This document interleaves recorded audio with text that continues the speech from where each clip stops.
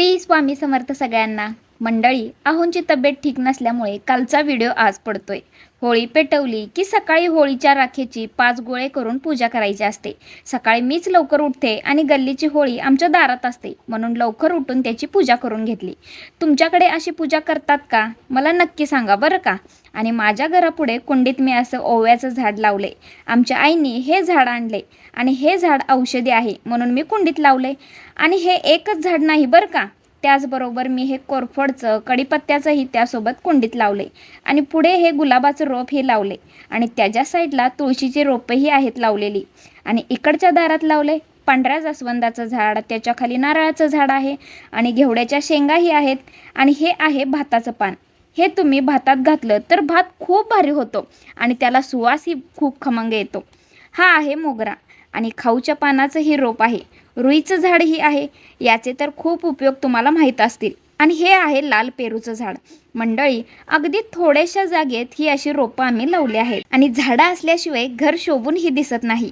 संध्याकाळी या भावाभावांना पाठवलं दळप आणायला। मनात आलं की सगळे भरभर कामं करतात, पण थोडं प्रेमानं बोलायला लागते। आणि आज धुलवड असल्यामुळे आमच्या गावात असते सोंग घेण्याची प्रथा, म्हणजे तुम्ही कोणतेही सोंग घेऊ शकता। आमच्या आई सगळ्यांचं सोंग करत होत्या। आता हे सोंग कोणतं आहे ते तुम्हीच ठरवा। मॉडेल शांताबाई। आमचा श्लोक झाला होता ढोलवादक आणि विराजने घेतलं होतं बाळूमामाचं सोंग। माझा आरू तर साडीमध्ये एवढा क्यूट दिसत होता ना। सगळ्यांची सोंग झालीत करून आणि रुदू झाला होता भूत। आता सोंग घेऊन काय करतात असं तुम्हाला वाटेल बरं का, तर सोंग घेऊन गल्लीत गावात वर्गणी मागायला जातात, म्हणजे सोंग केलंय त्याबद्दल वर्गणी। आमच्या गावात खूप वर्षापासून ही प्रथा आहे। वर्गणी ही लोक आनंदाने देतात आणि आपल्या परंपरा जिवंत ठेवतात। 4ला गेलेली मुलं सगळा गाव फिरून 7ला येतात आणि घरी आल्यावर एवढे पैसे झाले होते गोळा। मग हे पैसे सगळ्यांमध्ये द्यायचे वाटून आणि गावभर फिरून आमचा हा सुस्त प्राणी बघा कसा सोप्यावर आडवा झालाय। फिरून फिरून साहेब कंटाळून गेले होते आणि उष्णतेमुळे माझ्या टाचा परत खूप फुटल्या आहेत आणि वेळ नसल्यामुळे मला कोरफडचा लेप करता आला नाही, म्हणून आहोनी मागवली होती ही क्रीम।